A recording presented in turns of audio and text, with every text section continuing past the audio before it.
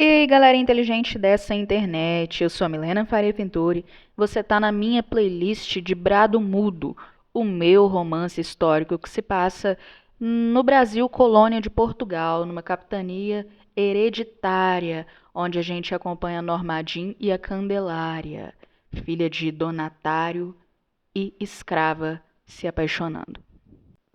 Vila de Itaruçu, capitania de Pernambuco, colônia do Reino Português. Capítulo 5. Eu nunca havia assistido uma pessoa apanhar. Não presenciara nenhuma discussão entre rapazes que teria se transformado em um combate físico. Conhecia golpes como socos e bofetadas graças aos livros e os comentários de Nana sobre seu casamento desajeitado com um apostador que perdeu a fortuna de sua família nas mesas e com prostitutas, terminando morto, devendo as próprias calças depois de tantas surras que a própria Nana parou de contar. Nunca havia visto tão pouco um animal apanhando. Nunca presenciara um cão tomando chutes de homens bêbados. Mas aquela tarde esteve diante de mim uma pessoa que fora agredido com tanto desprezo e iniquidade como nenhum animal desprovido de alma antes fora. Eu estava voltando para a casa grande. Nana tinha ido me avisar sobre o almoço estar servido. Eu havia passado as últimas horas nas baias observando os cavalos. Na verdade, essa fora a minha intenção inicial. Eu não podia imaginar que houvesse tantas borboletas naquele lugar. Como uma selva ínfima e fedida, podia abrigar centenas de borboletas que dançavam pelo ar à minha volta, pasmando-me com beleza inexprimível.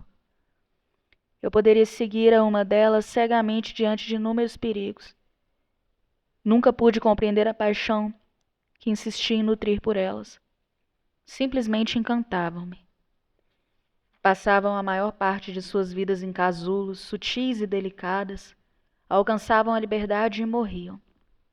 Mas eu nunca havia visto nenhuma delas chorar. Não se importavam em morrer cedo. Ter pouco tempo para voar não fazia do voo algo triste. Elas voavam sem se importar com o que viesse em seguida. Eu havia sido obrigada a esquecer da liberdade da qual gozavam as borboletas. Assistir aquela cena esmagou-me. Como se esmaga uma flor que é guardada como lembrança entre páginas de um livro fechado. Ele estava ajoelhado sobre a lenha que tinha acabado de derrubar. João Miguel chicoteava suas costas, vezes seguidas, sem intervalo. A primeira chicoteada veio assim que o escravo deixou que a madeira caísse, fazendo-me parar e encará-lo, provando da insurgência que fervia meu sangue. Nana pegou-me pelo braço, insistindo que continuássemos caminhando, não me surpreendendo com o fato daquilo não afetá-la de nenhuma forma. Parecia impaciente para comer. Na segunda chicoteada, o escravo ainda estava no chão, seu rosto crispado de dor, se contorcendo pela ardência dos cortes que o couro frio lhe causava à pele. Desvencilhei-me de Nana, correndo na direção de João Miguel, enfiando-me na frente do pobre escravo, erguendo o braço sem conseguir evitar ser acertada pela terceira chicoteada. Seu insolente! Nana gritou, vindo se juntar a nós ao perceber que eu fora acertada. Todos ao redor pararam, assustados, escravos e homens de meu pai. João Miguel soltou o chicote no impulso, com uma expressão aterrorizada. Nana apertou-me num desespero, abraçando-me enquanto eu o fitava, sem lágrimas. A senhorita surgiu de repente, Ele murmurava com olhos parados em mim, silabando, passando a mão pelos cabelos, visivelmente apavorado. Virei-me para sondar se o escravo ainda estava no chão. Ele olhava-me pasmo, com as pequenas toras de madeira ainda no braço. Saia daqui. Arrulhei-lhe em sua direção. O homem saiu tropeçando nos próprios pés, enquanto João Miguel tropeçava nas palavras, apertando o chapéu contra o peito. Eu não tive tempo, senhora. Ele grunhia, ofegante. Abaixei-me para pegar o chicote, segurei-o firme, suspirando. Nana murmurava alguma coisa que não compreendi no momento. Não volte a usar isso contra nenhum deles, ou o donatário saberá do que fez aqui comigo.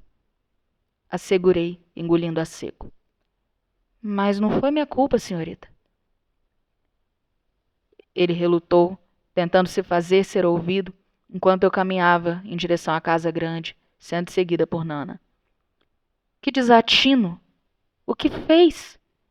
Nana indagou, evidentemente nervosa, enquanto estávamos no quarto. Eu poderia ter discursado a respeito do quanto aquilo fora necessário, mas ela jamais compreenderia. Nana era tão inexorável quanto qualquer peão de meu pai. Não haveria surtido efeito algum se eu simplesmente a explicasse que não esperava por chicoteada alguma, mas que aquilo garantiria que nenhum escravo mais fosse agredido. João Miguel não se atreveria a perder a posição e as vantagens se meu pai descobrisse que ele me agredira com um chicote. Mas adiantaria? Não respondi nada. Olhe para você, menina, disse arregaçando as mangas de minha camisa cautelosamente. Foi a primeira vez que eu olhei para meus braços depois do ocorrido. Ao tentar proteger-me do impacto do chicote, os enfiei na frente de meu rosto, um vergão avermelhado sobre minha pele queimando. Nana trouxe-me toalhas quentes. Passei o restante da tarde com os braços envolvidos no tecido. Fiz minhas refeições no quarto, pedindo que ela justificasse minha ausência com uma suposta indisposição, tendo por certo que João Miguel trataria de manter aquilo dentro dos lábios de todos os que puderam ver. Mas qualquer indisposição desapareceria ao entardecer. Eu andei de um lado para o outro pelo quarto por horas, esperando que ela aparecesse. Os instantes se passavam, as velas derretiam, cigarras cantavam, menos passos se ouvia na casa e eu não conseguia sentir-me sonolenta.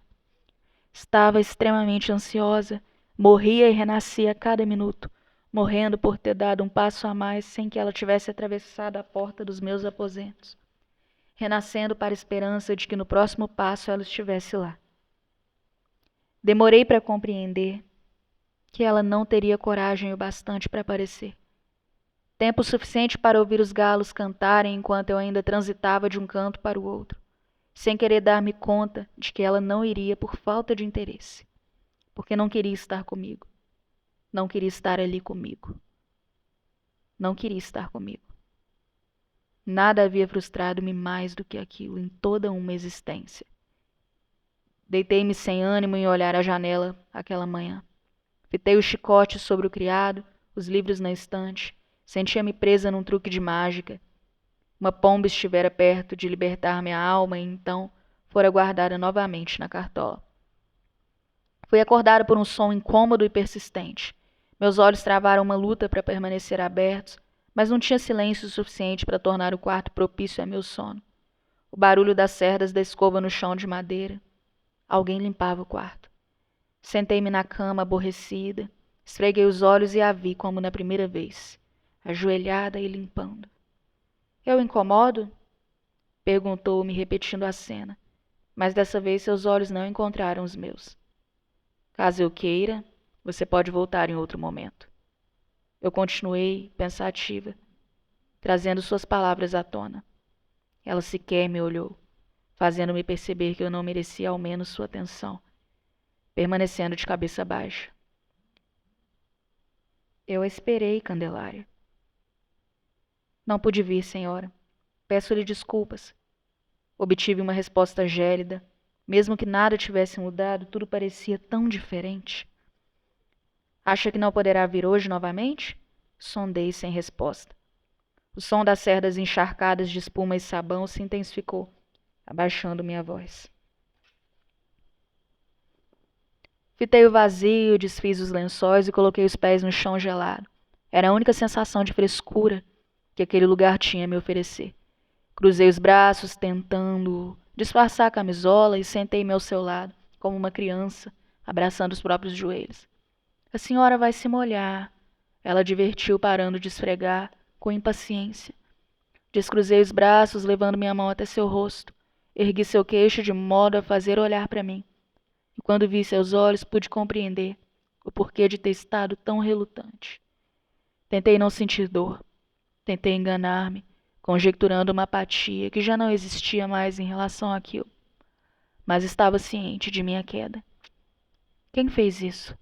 Perguntei enquanto seu rosto empalidecia, ressaltando o hematoma em seu olho direito. Não tem que se preocupar, senhora, ela resmungou. Ela manteria aquilo escondido de mim. Viera até meu quarto enquanto eu dormia para que eu não a visse.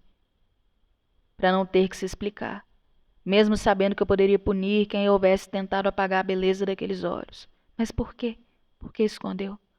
Eu poderia ajudar. Insisti. Ela se levantou fazendo um gesto de contrariedade em minha direção. Quem a machucou, Candelária? Forçou um sorriso, tornando evidente o inchaço nos olhos, dizendo num tom ríspido: Está tudo bem, senhora. Havia sido ele.